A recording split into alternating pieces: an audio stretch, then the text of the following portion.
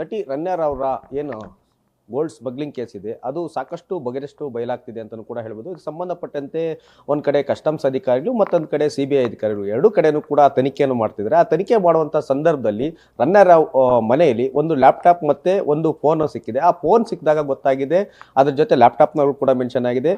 ತುಮಕೂರಿನ ಶಿರಾ ಬಳಿ KEDBಯಿಂದ 12 ಎಕರೆ ಜಾಗವನ್ನು KEDBಯಿಂದ ಏನು ಪಡ್ಕೊಂಡಿದ್ದು ಕೂಡ ಮಾಹಿತಿ ಗೊತ್ತಾಗಿದೆ. ಅದಕ್ಕೆ ಸಂಬಂಧಪಟ್ಟಂತೆ ನಟಿ ರಣ್ಯಾ ಯಾವ ಕಾರಣವನ್ನು ಕೊಟ್ಟು KEDBಯಿಂದ ಜಮೀನನ್ನು ಮಂಜೂರಾತಿಯನ್ನು ಮಾಡಿಕೊಂಡ್ರು ಇಲ್ಲ ಅನ್ನೋದ್ರ ಬಗ್ಗೆ ಸ್ಪಷ್ಟೀಕರಣ ಕೊಡೋದಕ್ಕೆ ನಮಗೆ KEDBಯ CEO ಆಗಿರುವಂಥ ಮಹೇಶ್ ಅವರು ನಮ್ಮ ಜೊತೆ ಇದ್ದಾರೆ. ಬನ್ನಿ ಅವ್ರ ಜೊತೆ ಕೇಳೋಣ. ಸರ್, ನಟಿ ರಣ್ಯಾ ಅವ್ರದ್ದು ಸಾಕಷ್ಟು ಸುದ್ದಿ ಆಗ್ತಿದೆ. KEDBನಲ್ಲಿ ಕೂಡ 12 ಎಕರೆ ಜಮೀನನ್ನು ತೊಗೊಂಡಿದ್ದಾರೆ ಅನ್ನೋ ಮಾಹಿತಿ ಕೂಡ ಸಾಕಷ್ಟು ಸದ್ದಿ ಮಾಡ್ತಿದೆ. ಅದು ಸಂಬಂಧಪಟ್ಟಂತೆ ಏನು ಹೇಳಕ್ಕೆ ಇಷ್ಟಪಡ್ತೀವಿ? ಇಲ್ಲ, ಅವರಿಗೆ ಏನಿದೆ ಆ ಕಂಪ್ನಿಗೆ ಸಂಬಂಧಪಟ್ಟಂತೆ 24/1/2023 ನಡೆದ ಒಂದು state level single window clearance ಕಮಿಟಿಲಿ ಒಂದು ಪ್ರಾಜೆಕ್ಟ್ ಅಪ್ರೂವಲ್ ಆಗಿದೆ, ಒಂದು ಮ್ಯಾನುಫ್ಯಾಕ್ಚರಿಂಗ್ ಆಫ್ TMT ಬಾರಸ್ಗೆ ಅಂಥೇಳಿ. ತದನಂತರ ಅವರು KEDBಯನ್ನು ಅಪ್ರೋಚ್ ಆಗಿ ನಮಗೆ ಯಾವುದೇ ಒಂದು ಹಣ ಸಂದಾಯ ಮಾಡೋದಿಲ್ಲ, ಆದ್ದರಿಂದ ನಾವು ಅವ್ರಿಗೆ ಯಾವುದೇ ಹಂಚಿಕೆ ಮಾಡೋದಿಲ್ಲ. ಏನು ಕಾರಣ ಕೊಟ್ಟು ಏನು ಇನ್ವೆಸ್ಟ್ಮೆಂಟ್ ಮಾಡ್ತೀನಿ ಅಂತ ಅಪ್ಲೈ ಮಾಡಿದ್ವಿ ಸರ್ ಲ್ಯಾಂಡ್ಗಾಗಿ? ಅವರು ಒಂದು 138 ಕೋಟಿ ರೂಪಾಯಿ ಅಷ್ಟು ನಾವು ಇನ್ವೆಸ್ಟ್ಮೆಂಟ್ ಮಾಡ್ತೀವಿ ಅಂತ ಹೇಳಿ ನಾವು ಸ್ಟೀಲ್ ಇದ್ರದ್ದು ರಾಡ್ಸ್ ಪ್ರೊಡಕ್ಷನ್ನಲ್ಲಿ ನಾವು TMT ಬಾರ್ಸ್ ಪ್ರೊಡಕ್ಷನ್ಗೆ ಇನ್ವೆಸ್ಟ್ಮೆಂಟ್ ಮಾಡ್ತೀವಿ ಅಂತೇಳಿ, ಮ್ಯಾನುಫ್ಯಾಕ್ಚರಿಂಗ್ ಮಾಡ್ತೀವಿ ಅಂತೇಳಿ ಅವರು ಇದು ಮಾಡಿದರು. ಪ್ರಾಜೆಕ್ಟ್ ಅಪ್ರೂವಲ್ ತೊಗೊಂಡಿದ್ದಾರೆ. ಯಾಕೆ ಅದು ರದ್ದಾಯ್ತು ಸರ್?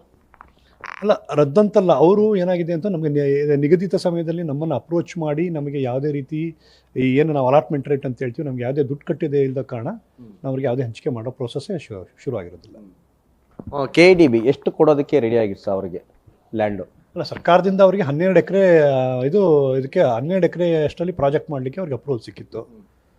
ಸೊ ನಮ್ಮನ್ನು ಅವರು ಹಣ ಸಂದಾಯ ಮಾಡಿತ್ತು ಅಂದರೆ ನಾವು ಅದನ್ನು ಅಲಾಟ್ಮೆಂಟ್ ಮಾಡ್ತಾ ಇದ್ವಿ, ಅವೈಲಬಿಲಿಟಿ ಆಫ್ ಲ್ಯಾಂಡ್ ಮೇಲೆ ಅಂತ ನೋಡಿಕೊಂಡು.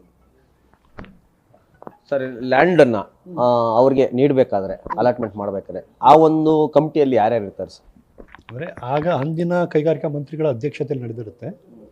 ಆಗಿನ ಏನು ಪ್ರಿನ್ಸಿಪಲ್ ಸೆಕ್ರೆಟರಿ ಅವರು ಮತ್ತು ಕಮಿಷನರ್, MD, ಆಗಿನ KEDB CEO ಮತ್ತು ಹಲವಾರು department, labour, pollution control board, ಎಲ್ಲ ಡಿಪಾರ್ಟ್ಮೆಂಟಿನ ಇವರು ಸಹ ಇರ್ತಾರೆ, ರೆಪ್ರೆಸೆಂಟೇಟಿವ್ಸ್ ಇರ್ತಾರೆ. ಈಗ ರಣ್ಯಾ ಏನಾದರೂ ಬಂದು ಮತ್ತೆ ಲ್ಯಾಂಡ್ ಕೇಳಿದರೆ ಕೊಡೋದು ಸಾಧ್ಯತೆ ಇದೆಯಾ ಸರ್ ಸರ್ಕಾರ? ಇಲ್ಲ, ಏನಾಗಿದೆ ಅಂತಂದರೆ ಪ್ರಾಜೆಕ್ಟು ಈಗಾಗಲೇ 2 ವರ್ಷ ಆಗಿರೋದ್ರಿಂದ ಲ್ಯಾಪ್ಸ್ ಆಗಿದೆ, ಅದರಿಂದ ಅವ್ರಿಗೆ ಕೊಡ್ಲಿಕ್ಕೆ ಅವಕಾಶ ಇಲ್ಲ. ಈಗ ಮತ್ತೆ ಅಪ್ಲೈ ಮಾಡ್ಬೋದು ಅವರು ಲ್ಯಾಂಡ್ ಬೇಕಂತ ಯಾರಾದರೂ ಈ ಥರದ್ದು ಅಲಿಗೇಷನ್ಸ್ ಇದ್ರು? ಅಲ್ಲ, ಅಲಿಗೇಷನ್ಸ್ ಇದಂತಲ್ಲ, ಆ ಕಮಿಟಿ ಏನಿದೆ ಅವರು ಪ್ರಾಜೆಕ್ಟ್ ಯಾವುದನ್ನು ನೋಡಿ ಅವರು ಟೆಕ್ನಿಕಲ್ ಫೀಸಿಬಿಲಿಟಿ ಇದನ್ನೆಲ್ಲ ನೋಡಿ ಅವರು ಪ್ರಾಜೆಕ್ಟ್ ಅಪ್ರೂವಲ್ ಕೊಟ್ಟಿರ್ತಾರೆ. ಸೊ ಅದು ಕಮಿಟಿ ತೀರ್ಮಾನ ಆಗಿರ್ತದೆ. Thank you sir.